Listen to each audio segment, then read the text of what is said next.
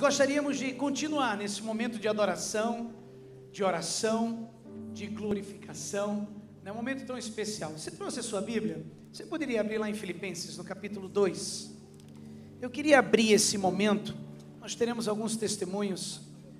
Eu queria que você conhecesse alguns dos nossos missionários que estão aqui presentes, ouvisse um pouquinho do testemunho deles e como Deus impactou os seus corações.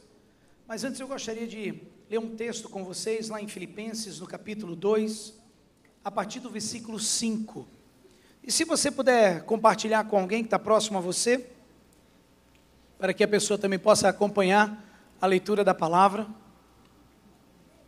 Filipenses 2, a partir do verso 5. E diz assim a palavra do Senhor: seja a atitude de vocês a mesma de Cristo Jesus, que embora sendo Deus, não considerou que o ser igual a Deus era algo a que devia apegar-se, mas esvaziou-se a si mesmo, vindo a ser servo, tornando-se semelhante aos homens, e sendo encontrado em forma humana, humilhou-se a si mesmo, e foi obediente até a morte, e morte de cruz. Por isso Deus o exaltou à mais alta posição, e lhe deu o nome que está acima de todo o nome, para que ao nome de Jesus se dobre todo o joelho, nos céus, na terra e debaixo da terra, e toda a língua confesse que Jesus Cristo é o Senhor, para a glória de Deus Pai. Eu queria chamar a sua atenção para o verso 5, que diz: tende em vós o mesmo sentimento que houve também em Cristo Jesus. O mesmo sentimento que houve em Cristo Jesus. Que sentimento foi esse? Que sendo Deus, em sua glória, não teve por usurpação o ser igual a Deus. Não se apegou a essa posição. Não considerou que o ser igual a Deus era algo a que devia apegar-se. Esse é um dos textos que falou muito ao meu coração no meu chamado para o ministério, que lá atrás foi um chamado missionário, não foi ainda pastoral, mas missionário.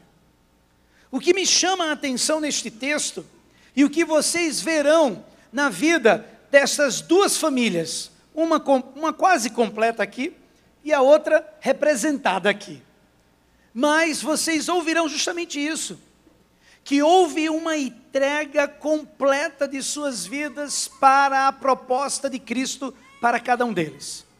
Eles disseram: não mais vivo eu, não sou mais aquilo que eu quero, aquilo que eu tenho, aquilo que eu desejo, mas aquilo que Cristo quer que eu faça. O próprio Senhor Jesus não teve por usurpação. Quando lembramos do momento de angústia que ele viveu, em oração, dizendo: Senhor, se for possível, passa de mim esse cálice, esse momento tão complicado que passaria ali. E ao ser ministrado, ele disse: mas Senhor, que não seja feita a minha vontade, mas a tua. E ele, quando nos inspira, Paulo foi muito sábio na escrita deste texto, quando ele diz: tenda em vós o mesmo sentimento que houve em Cristo Jesus, e quando ele detalha esse sentimento de entrega completa, de rendição completa, quando ele detalha esse momento onde não houve resistência, reservas, onde nada foi deixado como uma ponte para que se pudesse dar um passo para trás, pelo contrário, tudo foi deixado para que o plano de Deus pudesse ser cumprido. Meus irmãos, não tem como servirmos ao Senhor e a nós mesmos. Não dá para fazer aquilo que nós queremos e aquilo que Deus quer. A palavra do Senhor diz que temos que escolher quem vamos servir. E escolhemos hoje porque há um sentimento, há uma necessidade urgente de proclamarmos essa palavra, para que outros povos, nações, outras pessoas possam glorificar o Pai. Se você olhar para cima e olhar para cada uma dessas bandeiras que foram penduradas, algumas que eu nem vi, nunca vi na vida. Se você olhar ali para trás, tem uma que é toda verde.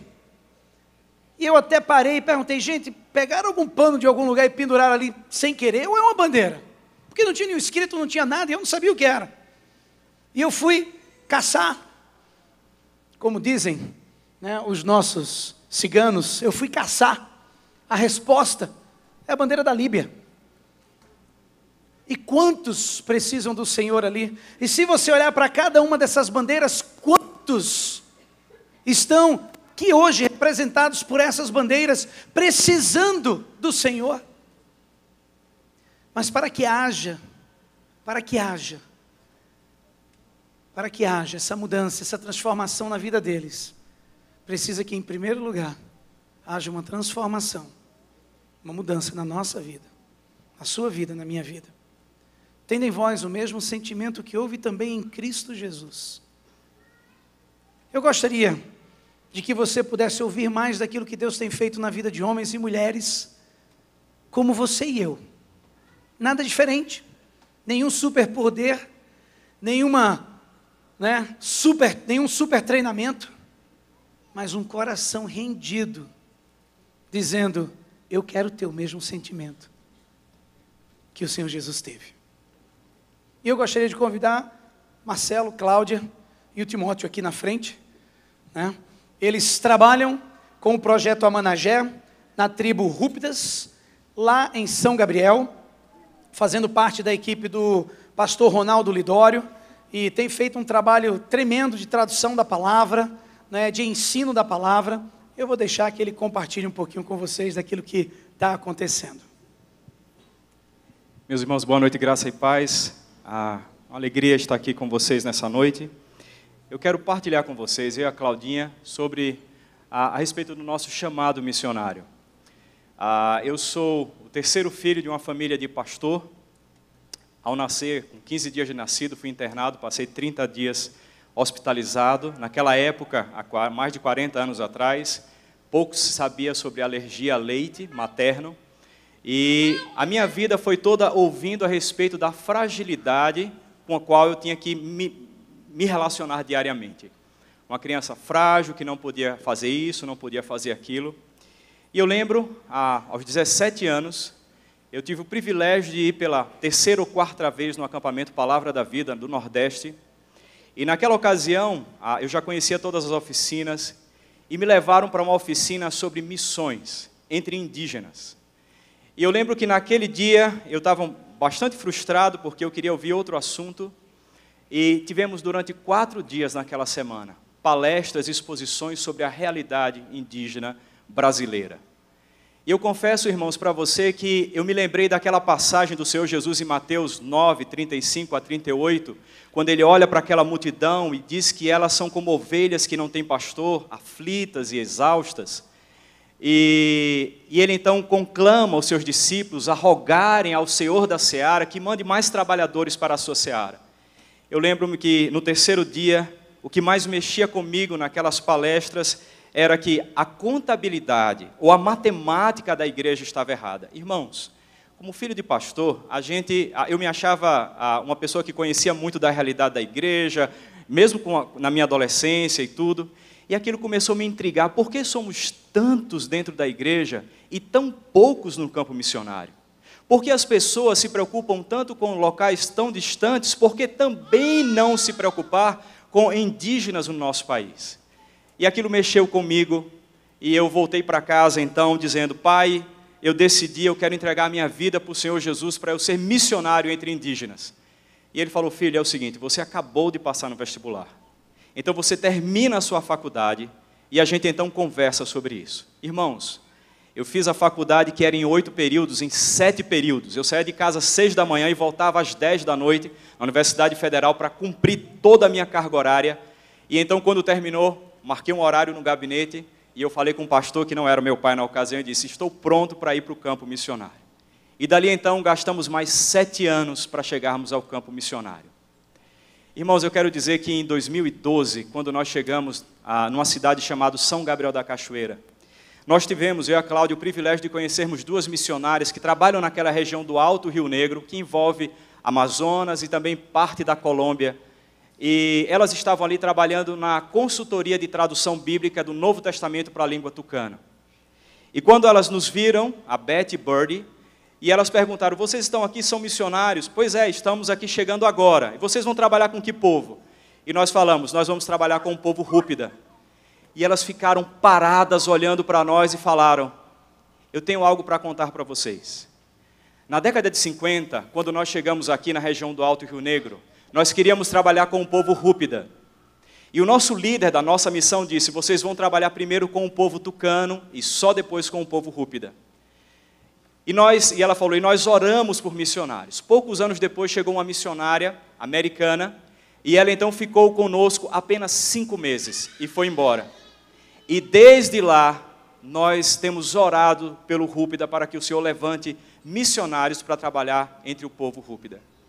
Irmãos, eu quero dizer que dentro de toda essa matemática que nós calculamos de maneira muitas vezes equivocada, Deus ele tem a sua maneira de agir, e a forma que Ele escolheu para agir foi escolhendo a sua igreja. Uma igreja que ora por missões, que se envolve com missões. E a resposta às orações vem dessa própria igreja que é o corpo de Cristo. Eu confesso, irmãos, que não há nada especial em mim, nem na Cláudia. Nós somos como vocês, não somos super crentes, não somos pessoas especiais. Mas naquele dia eu pude perceber a ação de Deus e o amor de Deus por aquele povo que vive nas trevas, que não conhece nada a respeito de Deus, nunca ouviu falar a respeito da salvação em Cristo Jesus. E nós estamos ali, irmãos, há 15 anos trabalhando com esse povo. Demoramos 4 anos para aprender a língua e 9 anos para podermos compreender a cultura daquele povo. Há 3 anos estamos ali num projeto de evangelização sem parar. Não temos nenhum convertido ainda, nada. Mas algumas pessoas começaram a entender o Evangelho.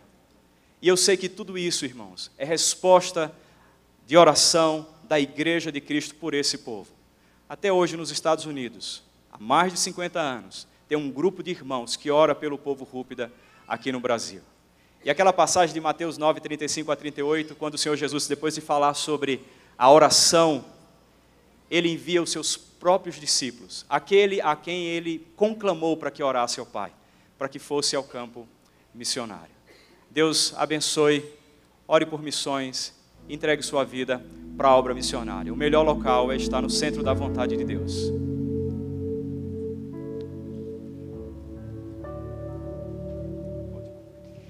Eu cresci numa igreja missionária. Uma igreja em que o púlpito da igreja era um local onde se falava sobre missões.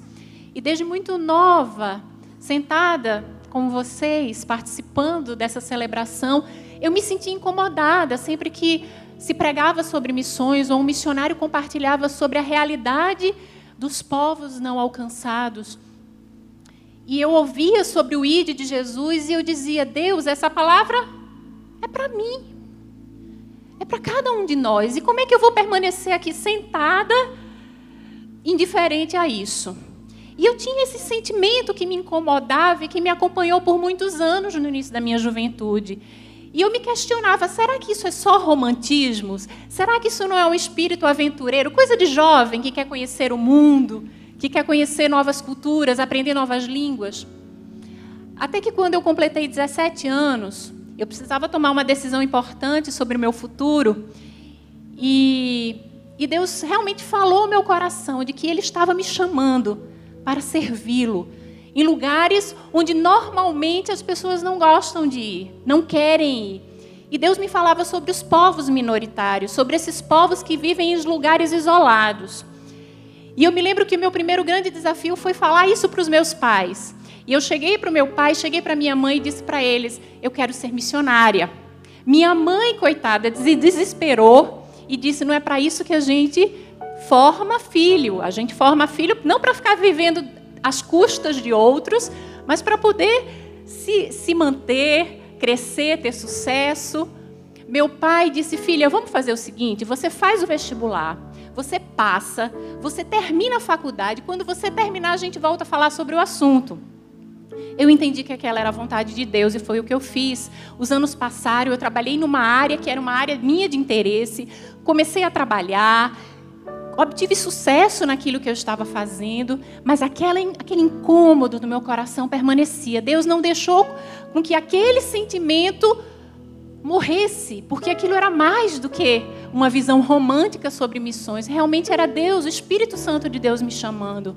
Ide por todo mundo e pregai o evangelho a toda criatura. Então, no final daquele período, eu voltei para o meu pai e disse: pai, sabe do quê? Eu continuo querendo ser missionária. E ele disse: minha filha, você tem certeza que é isso que você quer fazer? Então vá e faça bem feito. E aí meu segundo desafio foi chegar diante da minha igreja, que falava sobre missões, da liderança da minha igreja, e dizer: olha só, aquela garotinha que vocês viram crescer aqui, que deu tanto trabalho para vocês, ela agora quer ser missionária. E eu pensava, o que é que eles vão dizer? E foi interessante quando um dos irmãos do conselho, da liderança da igreja, me procurou depois com a resposta. E ele disse: Claudinha, a partir do momento que a gente abre o púlpito da igreja para desafiar a igreja, o meu coração, e simplesmente um senso de obediência, vá, me acompanhou. E eu tenho experimentado ao longo desses anos, nessa caminhada missionária, que aquele Deus que chama é o Deus que sustenta, é o Deus que capacita, é aquele que escolhe talvez os menos capazes, ou pelo menos aqueles que se acham menos capazes, para que fique muito claro durante a caminhada que não é na nossa força, não é na nossa capacidade, na nossa inteligência, mas é por Ele, na força dEle, para a glória dEle. E todas as vezes que eu me vejo ali no meio da selva amazônica, num contexto que naturalmente não é o meu, eu que vim de cidade grande, acostumada com shopping, com ar-condicionado, com todo o conforto de uma cidade grande, e eu olho para lá, me vejo desajeitado ao tomar banho no rio, fazer necessidade no mato, ou coisas assim, e eu digo: Senhor, é para que não houvesse dúvidas de que a glória é Tua. A glória é Tua. E a gente, como o Marcelo falou, a gente está lá e a gente olha e diz assim: puxa, qualquer irmão da igreja poderia estar aqui, fazendo o que eu estou fazendo hoje, com aquele dom que Deus deu a ele, porque não está em nós, está naquele que chama. Que Deus nos abençoe. Fica aqui um pouquinho, Marcelo e Cláudia. Desafiador, né, gente? Ela estava falando dessa urbana que saiu para a selva, das necessidades do rio, do banho. E como ainda tem alguns resquícios do pastorado de juventude, eu estava lembrando de alguns dos jovens da minha igreja aqui, né? E dizendo: olha, tem uns de vocês que talvez sejam estes urbanos, que vão dizer sim para o chamado do Senhor, talvez para estes povos, né, minoritários e que precisam do Evangelho. Eles estão aqui conosco, vão ficar até amanhã, até terça, quando eles vão embora, porque só tem um voo por semana lá para São Gabriel da Cachoeira, só tem um voo, então eles vão embora na terça pela manhã só. Então eles vão estar por aqui. E o Marcelo é escritor também e lançou esse livro. E nós estamos disponibilizando ele para que através desse livro você possa abençoar também o ministério deles, o sustento deles.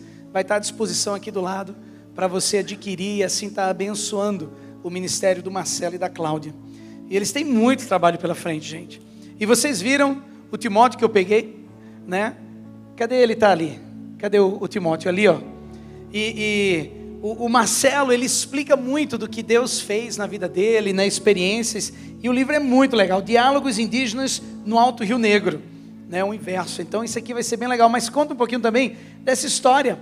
3 filhotinhos, né? Maravilhosos, adotivos.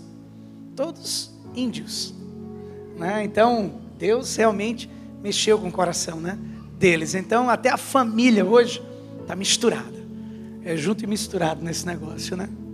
Vamos orar? Queria que nós gastássemos um tempo em oração. Eu acho que toda vez que a gente ouve um testemunho desse e é desafiado, a pergunta é: o que Deus tem contigo? O que Deus tem contigo? Será que tem condição de sair daqui da mesma forma?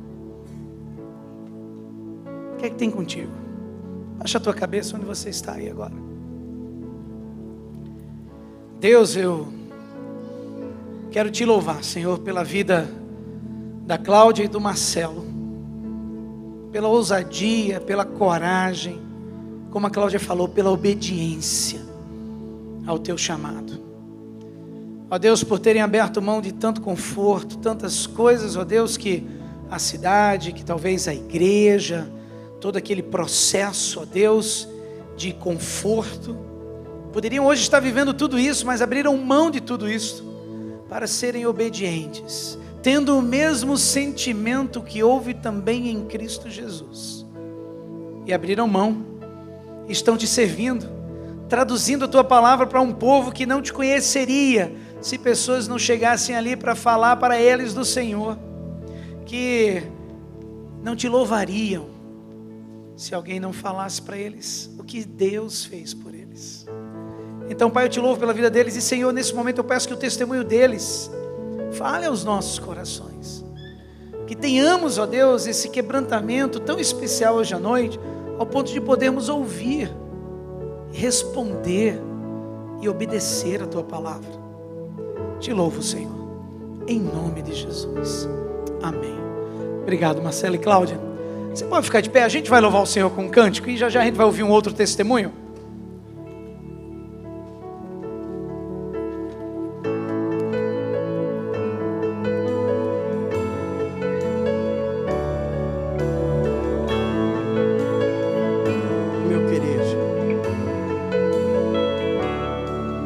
Cada vez que eu abrir a minha boca, cada vez que eu olhar na direção de alguém, cada vez que passo a passo eu chegar em algum lugar, seja a tua voz, sejam teus olhos, sejam os teus pés.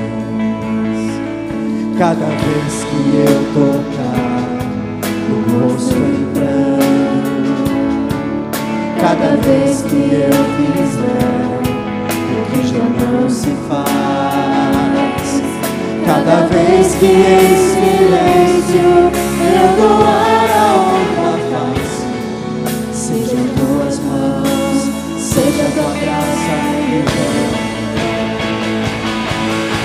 Eu quero te servir, eu quero te obedecer, viver tua vontade, refletir tua verdade, te honrar com minha vida, em tudo te adorar, mestre, amigo, amado Jesus. Esse é o meu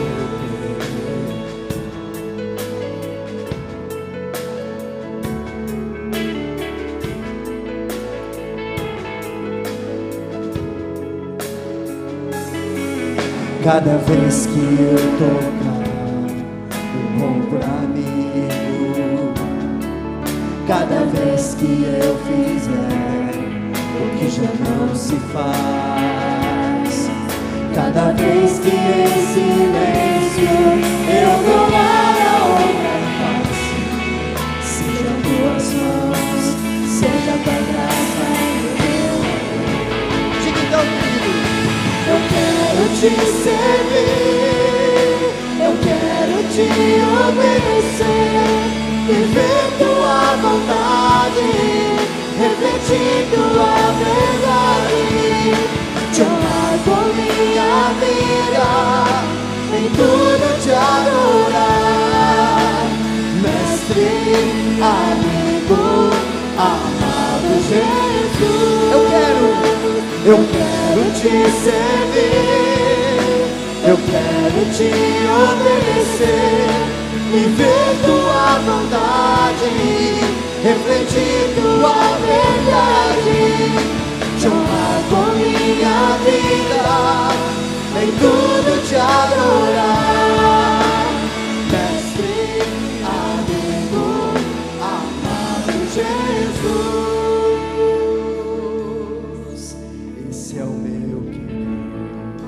Amém, glória a Deus. Aleluia, você pode se sentar? Que bênção, né? E saímos lá do norte do nosso Brasil e vamos agora lá para o Nordeste, lá da minha terrinha, lá no sertãozão, Exu, E eu gostaria de convidar o GG. Vem para cá, GG. Esse menino pequenininho.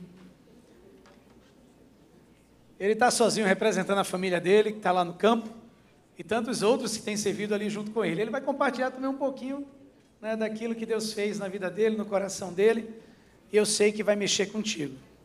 Eu já quero te dizer, te prepara, que o Norte e o Nordeste a gente vai te enviar para algum lugar. Boa noite a todos.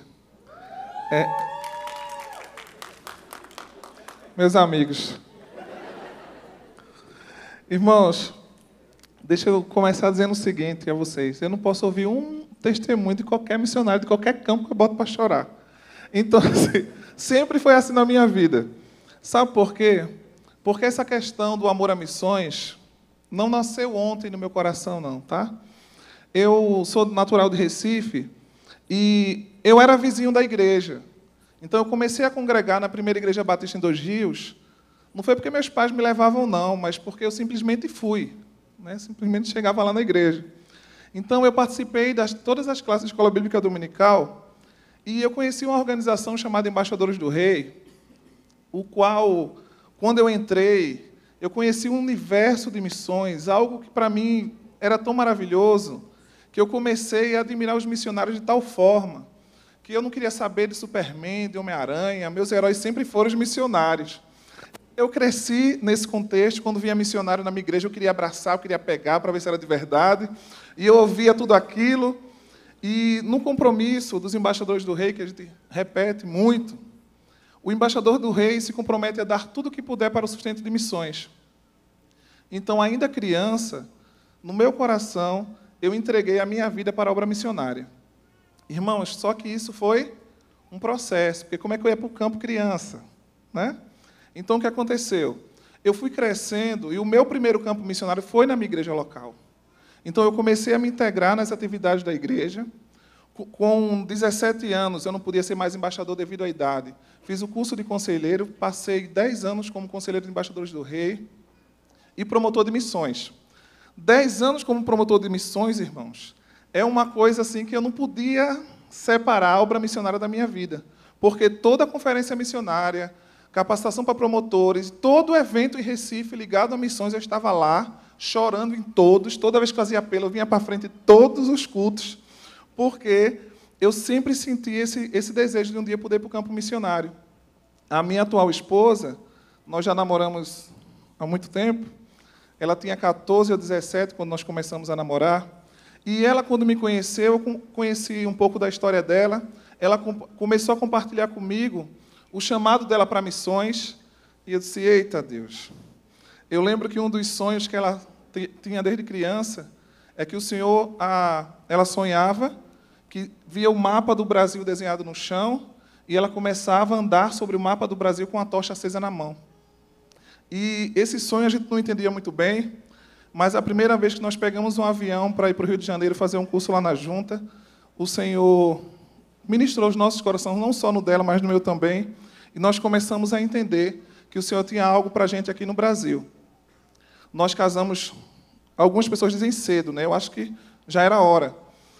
Depois de 5 anos de namoro, ela com 19, eu com 23, nós casamos, e durante todo o nosso relacionamento inicial, a gente sempre sonhava como seria a nossa família no campo missionário. Então, como jovens, nós tínhamos nossos planos de faculdade, tanta coisa, mas o chamado missionário sempre falou mais forte. Então, chegou o momento que eu tinha que ir para o seminário me capacitar. O Senhor já tinha falado ao nosso coração que até então nós iríamos ficar no campo de Pernambuco, porque eu sempre perguntava ao Senhor o seguinte, tudo bem, Senhor, eu sei que eu vou para o campo missionário, mas para onde é que eu vou? Quando eu ganhei a Bolsa de Missões Nacionais, que eu fui missionário em formação, de 2009 a 2012. Então, eu sabia que seria missionário de Missões Nacionais, mas isso não queria dizer muita coisa, que Missões Nacionais trabalha com muita coisa diferente. E eu sabia que era para missões, mas eu não tinha um povo específico no meu coração. Índio, ribeirinho, ou, enfim, não tinha um povo específico. E isso me trazia muita, como é que eu posso dizer, eu ficava muito preocupado com isso. E fui perguntando ao Senhor, o Senhor confirmou o campo que era Pernambuco. Eu glorifiquei a Deus por isso. Sou pernambucano, então comecei a pensar onde seria. Confesso aos irmãos que no início não foi assim, o meu sonho é ir para o sertão, isso não foi assim que aconteceu na minha vida. eu comecei a conversar com o Senhor e pedi alguns campos em Pernambuco, como Porto de Galinhas, Fernando de Noronha, um monte de lugares assim que precisam ouvir da palavra do Senhor. E eu confesso aos irmãos que eu fiquei naquela ansiedade, aquela agonia, mas eu só fui saber o campo que eu ia 2 meses antes de ir. Então, teve todo esse período do seminário, essa agonia no meu coração. E quando foi em setembro de 2012, o meu coordenador me chamou e disse assim: Geiverson, seu campo é o sertão. Irmãos, eu disse: misericórdia. Por que o sertão? Eu pensei logo, orei pouco, alguma coisa aconteceu.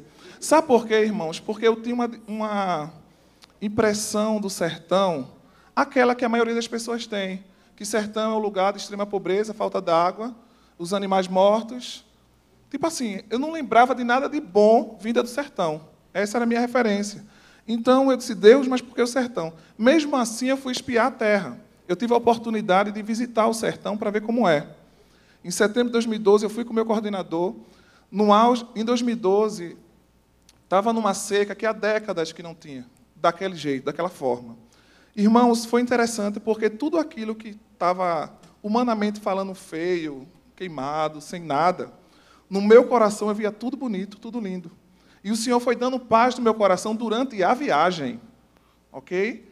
E chegando lá, que eu conheci o sertão, que eu conheci o povo, me preocupei com a questão da saúde da minha família, porque todas as doenças que terminam em ite, nós temos, né? Rinite, sinusite, essas coisas assim, tudo nós temos. Meu filho nasceu com asma, e nós socorríamos muito em Recife, 2, 3 vezes no mês. E eu disse: como é que eu vou levar um menino asmático para o sertão? Ele já tinha 5 anos, Arthur. Ana Sofia tinha pouco mais de 1 ano. E chegamos lá naquela cidade. Eu não sei quantos já tiveram a oportunidade de visitar o sertão, irmãos. Mas, na minha opinião, não existe um céu mais bonito que no sertão.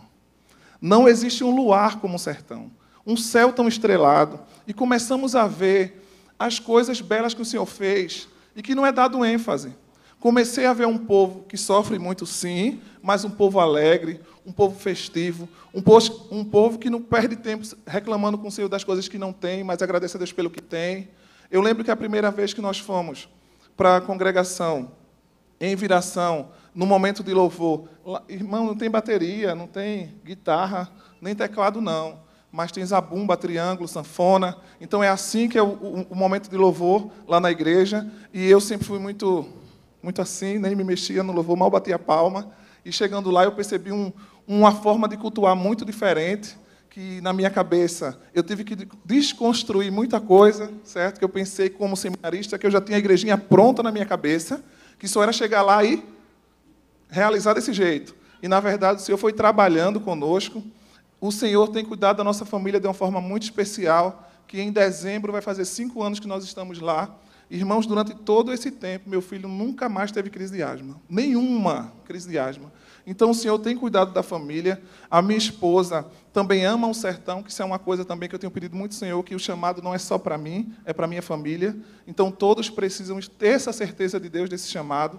Começamos a trabalhar lá, em 9 meses, já abrimos eu fui revitalizar uma igreja. Com 9 meses, abrimos uma outra plantação. Depois de 4 meses, mais uma. Hoje, trabalhamos com as 3 congregações. Realizamos muitas atividades na área de compaixão e graça, porque tem PEP, Sopão, Novo Sorriso do Sertão, Radical Sertanejo. Tanta coisa aconteceu durante 5 anos, irmão. Mas isso tem feito o seguinte: o Senhor tem confirmado a cada dia. O Senhor tem me dado a oportunidade para viajar muito, principalmente no mês de setembro, por causa das campanhas. Desde que eu entrei na junta, todo mês de setembro eu tenho algum lugar diferente. Mas eu gosto de dizer, com todo respeito, à cidade de vocês, com todo carinho. Mas deixa eu dizer uma coisa, irmãos. Sempre quando eu estou fora, o meu coração fica muito desejoso de voltar para casa. Porque muitas pessoas dizem que Yeshua é uma cidade feia, que não tem nada. Mas no meu olhar, irmãos, tem tudo que eu preciso. Tem tudo. E eu não estou falando isso da boca para fora, porque nós aprendemos a amar o campo. Não tem aquela coisa do peso, sabe? Tipo assim, coitado do missionário que vai lá. Não, irmão, coitado, coisa nenhuma. É uma bênção ver no sertão. Agora há pouco mesmo fui comer um pastel ali na padaria, 5 e pouco de rapaz, esse pastel é 1,25 na minha cidade. E ainda vem um suco grátis, né? Aí eu disse, misericórdia, tenho que voltar para casa. Então, são as pequenas coisas que nós vamos vendo no dia a dia e que nós percebemos o seguinte: o maior interessado, irmãos, de ganhar esse povo não somos nós, é Deus. Então Deus não deixa eu sentir aquele calor todo que tem lá. Como é que você aguenta? Irmãos, eu não sinto o peso de morar no sertão. E eu acredito que isso é algo espiritual, porque o calor existe, mas o Senhor faz com que esse fardo se torne leve. Porque nós temos que entender que aceitar o chamado missionário não só tem a renúncia do nosso eu, não. O Senhor faz com que isso se torne prazeroso. Então eu louvo a Deus pela vida dos batistas brasileiros, por todos aqueles que têm contribuído por missões, que têm trabalhado. E gostaria de dizer que eu estou lá naquela igrejinha, lá nos confins da terra, eu costumo dizer que descobri onde é os confins da terra quando cheguei lá. E assim, sou muito feliz, a minha família é muito feliz naquele lugar, e continue orando para Deus continuar levantando vocacionados para todos os campos, para todos os povos, porque o interesse do Senhor é salvar a todos. E eu gostaria de encerrar com um desafio. Eu não posso pegar um microfone sem não lançar um desafio. Olha, uma das coisas que mexeu muito comigo e que o Senhor foi trabalhando nessa questão chamada missionário na minha vida foi as viagens missionárias.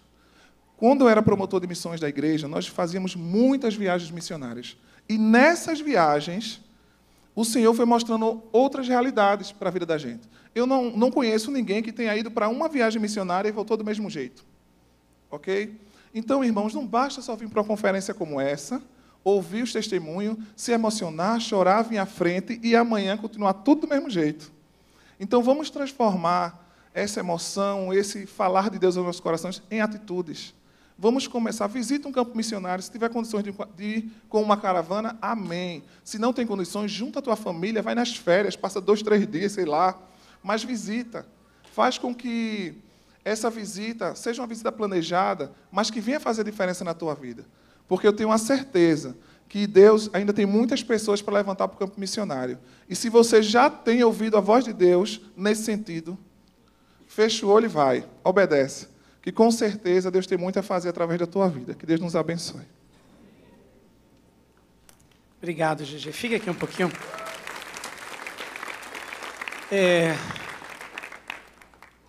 Desde ontem, ao ouvir os desafios, hoje, pela manhã, à tarde, conversando com quem esteve na oficina, porque eu não tive a condição de estar na oficina, porque a gente estava cuidando de outras coisas, mas eu conversava com ele dizia, olha, foi assim, assim para a minha vida, foi muito bom. E conversava com outros, foi assim, assim, assim na minha vida.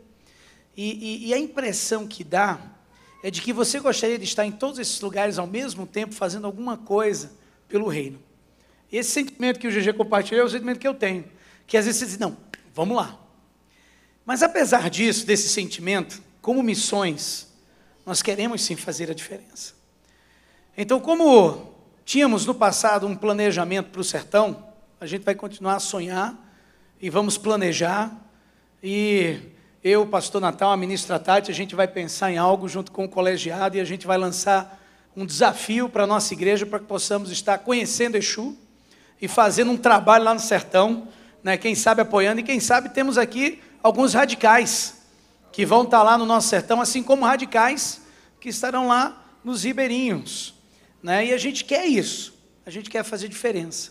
E a conferência é para isso.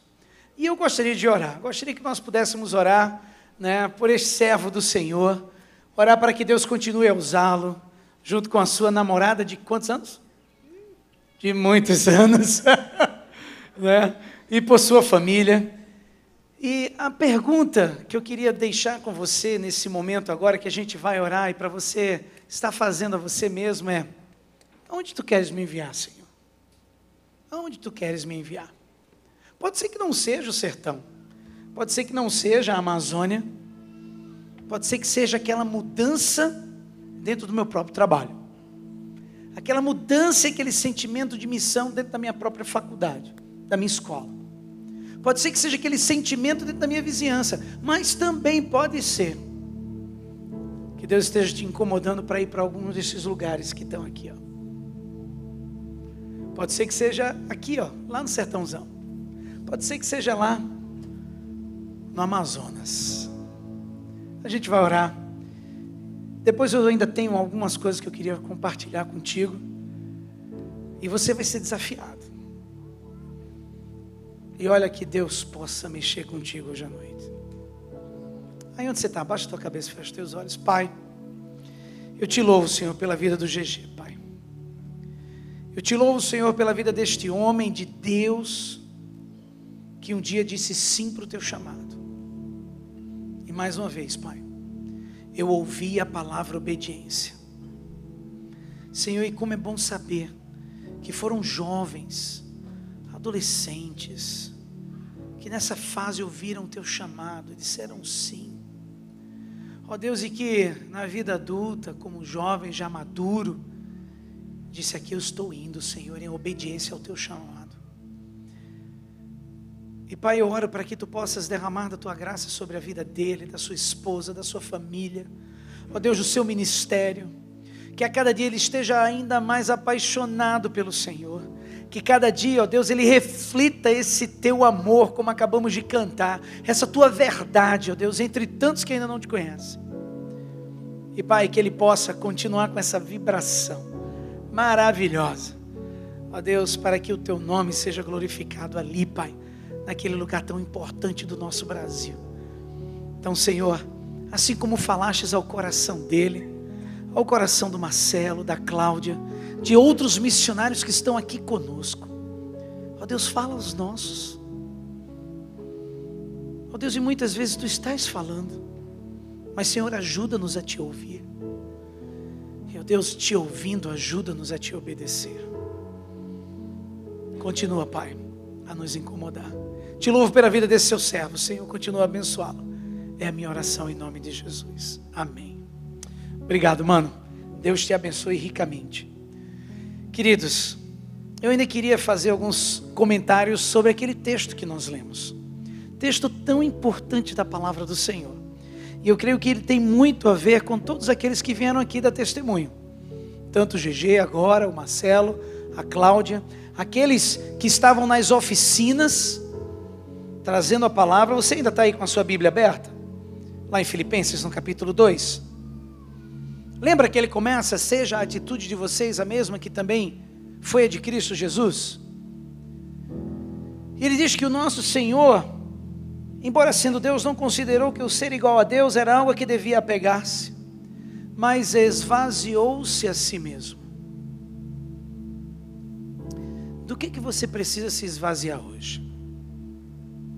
O que precisa ser reparado na tua vida, para que se torne claro para você que Deus te criou com um propósito, que Deus te criou com uma missão, que Deus te assegurou um trabalho no seu reino muito especial, e que às vezes nós resistimos.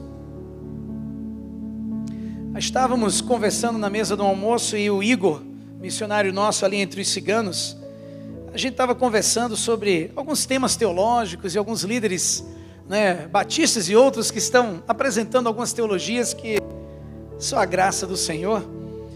Mas eu estava compartilhando com ele que às vezes o que eu vejo muitas vezes nas nossas vidas é a falta do amor pelo próximo.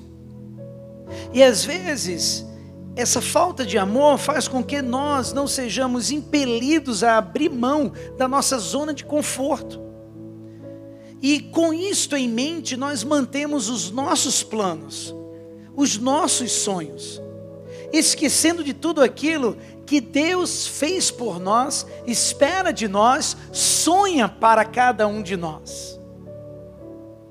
Por isso que quando ele diz que, lá em Romanos 12, 2, que não vos conformeis, mas transformai-vos, a sociedade na qual você está inserido, pela renovação do seu entendimento, e assim você experimentaria a benesse, a perfeição, aquilo que é bom para você, porque foi o que Deus preparou. Você provaria disso, se você renovasse a sua forma de pensar, porque agora, como Paulo já tinha falado, já não mais vivo eu, é Cristo quem vive em mim. Então, tudo se renovou na minha vida, mas através desse processo aqui, de pensamento, nesse culto que nós chamamos de culto racional. pergunta, muitas vezes, é além dessa emoção, né, que às vezes sentimos, porque o Marcelo e a Claudinha estavam falando aqui, de uma certa forma desafiando, e eu já estava ali meio que emocionado com o negócio. Porque é tão fácil nós sermos motivados e nos emocionarmos com tudo, e às vezes pela impulsividade tomar uma decisão, ou dizer eu vou, eu quero isso, aquilo. Mas é a renovação da mente, é o entendimento claro, que nos mantém firmes na proposta que Deus tem para cada um de nós. Faz com que o nosso plano mude, não seja mais o nosso, mas o de Deus para a gente. Faz com que aquilo que a gente sonhava, a gente já não sonhe mais, mas a gente começa a sonhar as coisas de Deus para a gente. E aí, por estarmos tão sintonizados, Deus vai dirigindo cada passo. Eu não sei o que é que Deus falou ao teu coração hoje à noite. Desde os louvores, aos momentos de oração que estamos tendo, a esses testemunhos tão maravilhosos, a palavra do Senhor que está sendo compartilhada com você. Eu não sei o que é que Deus tem falado ao teu coração, mas deixa eu te dizer algo. A palavra do Senhor, ela continua dizendo daquilo que Cristo fez por você. Ele diz no versículo 7, esvaziou-se a si mesmo, vindo a ser servo, tornando-se semelhante aos homens. E ele diz a partir do versículo 8, e sendo encontrado em forma humana, humilhou-se a si mesmo. E eu queria repetir uma palavra que foi mencionada 3 vezes. E foi obediente. E foi obediente. E foi obediente. O que você tem sido? Aquele que obedece? Ou aquele que desobedece? Porque não tem meio termo, né? E ele continua dizendo, e foi obediente até a morte, e morte de cruz. A obediência causou no nosso Senhor o sacrifício capital. Entregou a sua vida em prol de você, de mim. E aí a partir do versículo 9, diz algo que vai acontecer, queiras tu ou não. E diz assim, por isso, por causa desse sentimento que ele teve de obediência, por causa desse sentimento que ele teve de amor pelo próximo, por causa desse sentimento que ele teve de dar uma oportunidade ao homem para que ele pudesse reatar o seu relacionamento com Deus, por causa disso, Deus o exaltou à mais alta posição e lhe deu o nome que está acima de todo o nome, para que ao nome de Jesus se dobre todos os joelhos dos céus, na terra e debaixo da terra, e toda a língua confesse, que Jesus Cristo é o Senhor. Para quê? Para a glória de Deus Pai, para o louvor da sua glória. É por isso que a gente tem conferência missionária. Não é porque a gente não tem mais o que fazer, aí a gente vai fazer conferência missionária, não. A gente faz porque há um sentimento de urgência, há uma necessidade gritante. E há aqui um recurso muito especial, muito forte. Você movido pelo Espírito Santo de Deus, é o maior recurso que poderia haver para a expansão do reino do Senhor aqui na terra. Você, eu. A canção que nós vamos cantar, ela diz, que posso dizer? Que posso fazer? Se não entregar-te, ó Deus, o meu coração, a minha vida, o meu ser, o meu futuro, o meu eu, para que o teu nome seja glorificado. Porque através da tua boa obra, o povo glorificará o Pai que está nos céus. Você está pronto a hoje à noite tomar uma decisão? Uma decisão de ir fazer discípulos de todos os lugares. Todos os lugares. Tem gente aqui que está estaria pronto para ir amanhã. Para ir amanhã. Talvez você esteja aqui e Deus no passado falou contigo e essa chama ela foi sufocada. Talvez você esteja aqui e você está buscando no Senhor essa direção, e talvez hoje foi isso que você ouviu e isso que Deus te falou, e você entende agora que é isso que você deve fazer. Talvez você esteja aqui e pela primeira vez você vai responder a esse desafio do Senhor, de servi-lo. De servi-lo. Nós como igreja queremos te ajudar, para que você possa entender o que Deus tem para você, te ajudar a caminhar nessa direção. Você poderia baixar a sua cabeça e fechar os seus olhos? Eu gostaria que você orasse. Você e o Pai. Você e o Senhor agora. Esqueça um pouquinho quem está do teu lado direito, quem está do teu lado esquerdo. Eu gostaria que você agora abrisse o seu coração. Compartilhe o que está lá dentro. Às vezes é o medo de dizer sim para algo, como o que comentamos aqui hoje à noite. Às vezes é o sentimento de incapacidade, de dizer o que eu vou fazer, como falarei, como direi. Talvez é o apego a algumas coisas. Eu não sei qual é o sentimento que você tem vivido, mas está na hora. Está na hora, meu querido, de confessar, de dizer um basta, e dizer: Senhor, eu te obedeço. Em nome de Jesus eu te obedeço. Pai, eu coloco os meus irmãos nas tuas mãos. Eu clamo a Deus por cada um deles nesta noite. Deus, que eles possam permitir que o teu Espírito Santo agora trabalhe em seus corações. E Pai, que a tua vontade agora seja feita.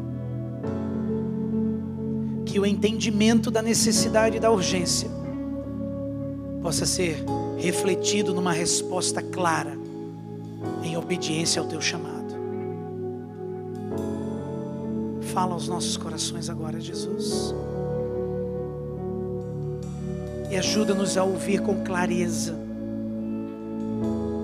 Talvez para alguns aqui tu tenhas até o lugar já assinalado para onde eles devem ir. Para alguns, talvez essa chama precisa ser reacesa hoje à noite. E talvez para alguns vai ser aquele: Senhor, é agora. Eu quero isso para mim. Eu quero obedecer. Tendo em vós o mesmo sentimento que houve também em Cristo Jesus. Você está pronto para responder assim? Você poderia se colocar de pé nesse momento? Nós vamos cantar uma canção. Eu gostaria de fazer um desafio a você. Eu gostaria de desafiá-la a sair do seu lugar, se Deus falou no seu coração. Como igreja, nós queremos orar por você. Eu gostaria de te desafiar a sair do seu lugar enquanto cantamos. Se Deus falou no teu coração, vir aqui à frente, para que pudéssemos orar por você. Os missionários estarão aqui. Eles vão também orar por você. Nós queremos poder te ajudar nessa caminhada enquanto cantamos. Se Deus falou ao teu coração, eu gostaria de te desafiar. Saia do seu lugar, vem aqui à frente, se coloque de joelhos. Deixe-nos interceder por você. Deixe-nos te ajudar nessa caminhada. Louve ao Senhor. Saia do seu lugar e vem aqui à frente.